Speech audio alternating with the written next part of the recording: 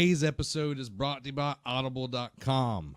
Go over and get you a free audiobook 30-day free trial over at www.audibletrial.com/nerdcave. You can be picking up Timothy Zahn's new book, Thrawn. It's freaking awesome. Or you can get Ahsoka. You can get all these Star Wars books because everybody loves Star Wars. If you don't love Star Wars, what are you doing with your life? There's over 180,000 titles, though, to choose from. You can get it on your iPhone, your Android, your Kindle. And if you have an MP3 player and what are you doing with your life, you can get that there as well. So go over to audibletrial.com/nerdcave and grab you one of those new books. Get smart. We read at the Nerd Cave. We read. Build it beautiful. Are you a Sonic fan? I used to be. I used to play him on my my good old Sega. I have a special love for Sonic Boom. It's a very specific, strange kind of like... Sonic Boom? It holds a special, weird place in my heart because the game was so bad. Ooh. Yeah, girl, you crazy. The game was so bad. Derek made me and a good... all the friends hate Sonic because of Smash. Yeah, that's understandable. And Derek's an evil person for doing so. He is an evil person. Free Day 1 DLC adds Shadow as a playable character. Sonic Forces pulls out all the stops with the enemies that Sonic and his crew must take on. From staples like Eggman and Metal Sonic to the return of fan favorite Chaos and the newly introduced Infinite, the baddies have multiplied while the number of playable characters has shrunk. Sonic Forces puts you in control of just 3 characters: Modern Sonic, Classic Sonic, and whatever custom character you come up with. However, through newly announced Day 1 DLC that is free to anyone who buys the game, players can also play as Shadow. You okay? That's all about the like any character that they can make, and then all I could think of was the what's it called? The Sonic Dream Collection. Do you guys thought? No. Okay, I'll have to tell you about it later. Unless it's some weird stuff. Anytime you put Sonic in Google, then I mean it's not far off. Okay. The episode Shadow add-on is available to all players beginning launch day. The DLC focuses on the backstory between Shadow and the new antagonist Infinite. Episode Shadow, which is a dumb name. Yeah, Episode Shadow, like what is that? Really dumb. Like, I don't know. I didn't come up with this at all. That was bad. That was bad. Adds 3 stages for Shadow, as well as the ability to replay over 10 Sonic Forces stages as Shadow. In addition, if you get the digital bonus edition, which retails for $39.99, you get a Shadow costume for your custom character. The digital bonus edition also includes the Sega Atlas Pack add-on, which gives your custom character in-game outfit items and accessories to make your character look like 5 other characters from Sega and Atlas games. Oh, okay. All right. What? No, Sonic is such an interesting... Like, Sega, sometimes I wonder what is Sega doing. I wonder that a lot, because, like, I mean... Like... You haven't heard from them. Sonic Mania came out, hit NPD charts, did really well. Yeah. Actually, I think it even dethroned. And if I'm wrong, let me know in the chat. And again, if we're not talking to you in the chat, it's not because we're ignoring you. We're making a clean, polished podcast. If unless I'm thinking of a different game, isn't Sonic Mania like it's technically just like a fan-made game? I don't think it might have been that way. It might have started that way, but I'm not sure. But it takes it's all of these old ones and kind of like amps them up a lot. Yeah. But that one came out recently, and Sonic Forces will launch on PlayStation 4, Xbox One, PC, and Switch on November 7th. So, I like where they're going with this, but it feels like they're starting to muddy the water with some of this. And again, you got your DLC. You got to always have your DLC if it's a AAA game. Now, my shout out to Jim Sterling right there. That's nice. Nice shout out. I want to try it. I used to love Sonic. I had all the games. So this may be one that I'll try to pick up just to see if it's anything decent. Yeah. But we'll just have to see. I'll let you know what I think. Yeah, because I'm not playing it. I'll watch people play it online. Yeah. TGS 2017 Final Fantasy 15 Comrades multiplayer expansion gets release date. Play up Play with up to 3 friends online starting October 31st. Final Fantasy 15's upcoming multiplayer expansion, Comrades, will be released on October 31st. Square Enix announced at the Tokyo Game Show 2017. In Comrades, players will be able to create their own character and take on quests with up to 3 friends online. By equipping royal sigils, players will be able to be granted special powers from the Lucian bloodline as they strategize and form a balanced team to take on the challenges that await. As a survivor from the King's Glaive, it's your mission to discover more about the disappearance of Noctis. Following the events of Chapter 13 and Final Fantasy 15's main story, you'll be able to take on various multiplayer quests as well as single-player missions to improve your character. Noctis pals, including Gladius, Pt.2, and Ignis, will be added playable characters in the future updates. Comrades will be available to Final Fantasy 15 Season Pass holders and will also be available for purchase as a standalone expansion. And membership to Xbox Live Gold or PlayStation Plus will be required to play. I haven't played this game. I'm not going to play Final Fantasy. Don't look at the screen right now. Then. What? Don't look at it. What is she looking at? Spoilers for the end of the game because you mentioned something and I was like, wait a minute, wait. You can spoil it because I can guarantee me and Zach probably. I'm not gonna play. I can't. I'm trying to look up which character died because I know at least one character died at the end of the game, and can it be all of them? No. I'm glad I'm not the only one who doesn't. I'm sorry. Like, I have things that I love that other people don't love. Oh yeah, I mean everybody does. I can't get into it. It's not for me. Yeah. And the way Square Enix deals with Final Fantasy, like it just ain't good. It ain't good. I'm gonna use that southern drawl right there. It ain't good. I'm just not a fan. Seeing that and reading this next one, Square Enix is focusing on multiplayer games over single player. So we just saw that they're doing something with Final Fantasy that's going to be focused on that. Square Enix has just released the company's annual report via NeoGAF. While there's a lot of chest thumping and not acknowledgement that Final Fantasy 15 did very, very well financially, as during Nier Automata, by the way, very good game. Okay. The future, or Automata, Automatopoeia. Huh? Was that a Square Enix game? Yep. It was. The future for the publisher might be veering in the direction most people aren't familiar with. In Square Enix report, the publisher mentions that multiplayer games have taken the lead over single-player games and that the company will endeavor to develop titles that won't be played just once.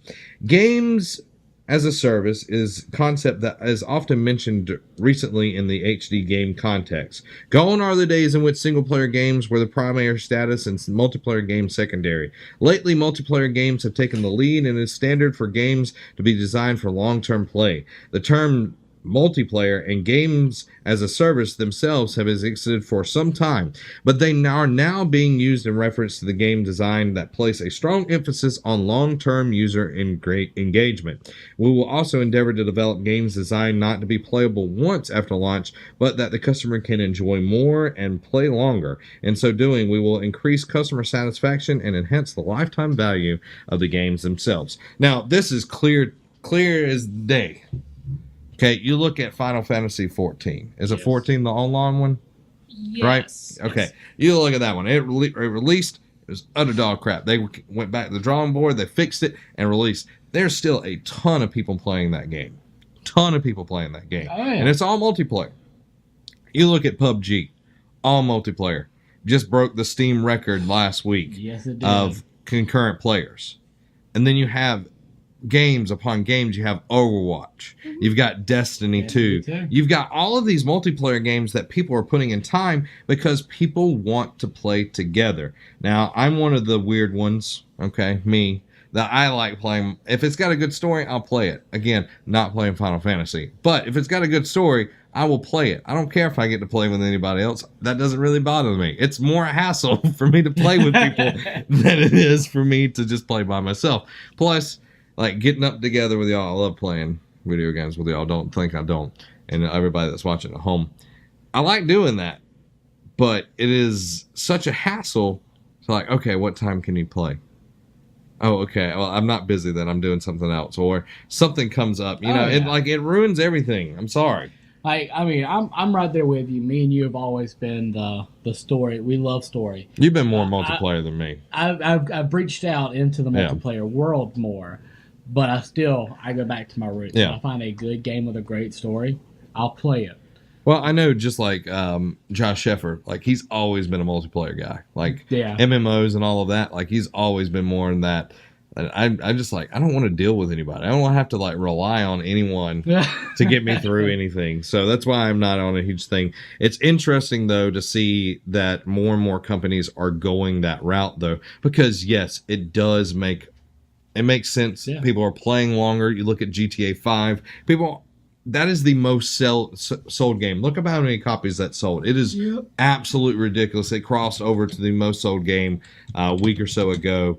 And people aren't buying it because of the story. The story's great. I love that story. But they buy it so they can have fun with like all the cars and like customizing things you can do. Yeah. It is the online side of it. GTA Online is the whole point of buying that game now. It's not to play through the story. It's to actually play online. I can't tell you how many times, like, looking for groups that I'm in will be like, they'll post and I'll say, looking for people to play Grand Theft Auto. I see it all the time. Yeah. And it's crazy to think, but that is the way everything is going. And it's not a bad thing. No. It's not a bad thing. But will it start taking away from more of your story-driven games in the future? It will. It will. I know. But then I've got my indies. I love you, indies. Did we get a number on that? It keeps telling me like how many were sold in the first 20. Can you look up now sold in 75 million copies? How recent is that? That was back from February. It should be put MPD numbers. We'll move on. We'll come back to that. TGS 2017. This is all like Tokyo Game Show news. Yeah. 2017 Dynasty Warriors 9 release window has been announced. Dynasty Warriors 9 will be launching in early 2018. Koei Tecmo Europe has revealed launch window for the upcoming Dynasty Warriors 9 as part of the Tokyo Game Show 2017. The game will be coming in early 2018 and, as revealed last month, will launch on Xbox One, PC, and PlayStation 4. Further to the announcement, a trailer was released detailing some of the new features available in the game, as well as giving a glimpse of the game's Three Kingdoms narrative and a new number of environments. A brand new feature called State Combo System is introduced. This feature offers up a whole host of diverse attacks that adapt whilst you play. While you play. Flow attacks create combos that change depending on the enemy's active position. Reactive attacks are versatile counter moves, and trigger attacks forcibly change an enemy's state depending on the buttons you press. Dynasty Warrior 9 looks to be bold new step in the franchise as the game is going fully open world, allowing you to explore China with grappling hooks and free running while you tackle the main story.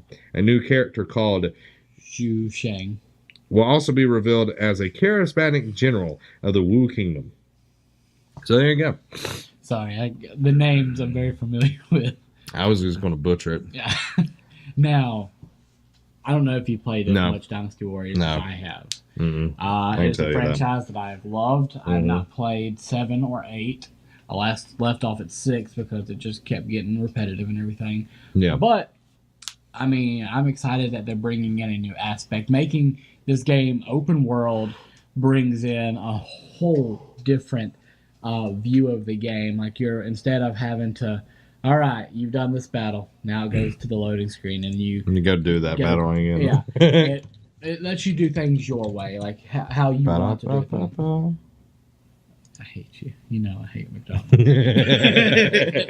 Also, wouldn't it be like have it your way? Isn't that Burger King? Whatever, I don't care. No, I'm loving it as McDonald's. Because then he was saying you could do whatever you wanted your way or whatever. Right? And then he did the McDonald's. Yeah, but that's not right. I don't care. I heard it all the time. But anyway, I'm excited. I may actually pick this one up, seeing as it's the open world. Yeah, aspect of the game is what's really intriguing me. I have everything's open world now. Just about. Like the Stanley Parable will become open world next year. I mean, you're saying it's not. And I mean, it has great characters, and it does kind of play off of, old, Japanese, Chinese lore and stuff Yeah, like that. yeah. So, I mean, it's interesting. They're all about that. Yeah, I love lore. Mm-hmm. Fishing lures, go out there in a nice little lake and catch you something. Now, before we move to the next one, we're going to talk about our community game night. Yes. Can you pull up a picture of Destiny 2 and then jump over to that scene that has it all split up and all that? We're going to be having our community game night thanks to our awesome Patreon supporters over at patreon.com/nerdcave. So we're going to be playing Destiny 2 this coming up Tuesday starting about 8:30 p.m. Yes. We're going to pretty much set up fire teams, I guess. That way we're not all on a fire team and like everybody else. Because I was going to say last week, you had one up, I had one up, Alio had one up. If you're on Xbox, get with us. We'll set up we'll do. I'll have the Discord server down there, and I will unlock the Discord server just for this. We'll have like fire team 1, 2, 3, and like we'll make it like they've even thankfully let us have categories on Discord now, so I can put like Xbox servers, PlayStation servers, and all of that. That way, like us three will divide up into fire teams and all of that, and we'll get 2 people on each one and everything. There's a lot of people that want to play, so we're going to be playing. I mean, we could technically try and tackle a raid. We could. Mm-hmm. I don't know how many people are going to be playing. How many people can do a raid? I think it's six people. Yeah. I want to say it's 6 people that can do a raid. But your light level has to be 260. 270. Is it 270? Yes. I'm not It sure. has to be 270. Well, I got some grinding to do this week. With everything else I got to do. So we're going to be doing that. It is going to be starting at 8:30 p.m. Central Time. I'll put the Discord link. We'll be posting it all over on our social media and everything. So if you want to play, you got Destiny 2, let us know because we definitely want to play. Definitely. A lot of people are excited for this. I'm excited for this. I am too. I love playing Destiny. I love playing with the community. And if you don't have a clan, we do have a clan. I know me and Zach and Allie haven't gotten to play as much as we usually have. But we do have a great clan. Hopefully next week I'll have some more time. Hopefully so. But join the Nerd Cave clan. We're having lots of fun doing Nightfall. I want to try to do Trials. If you enjoyed that, go ahead and hit that subscribe button. If you want gaming content, you can go over to Nerd Cave Gaming right there. If you want to support us, you can check out Patreon right there. If you want more videos, check them out right here. Go ahead, pick one of them. I wonder which one you're going to do. If you're going to be cool, you'd pick any of them. All 4 of them. You'd be awesome.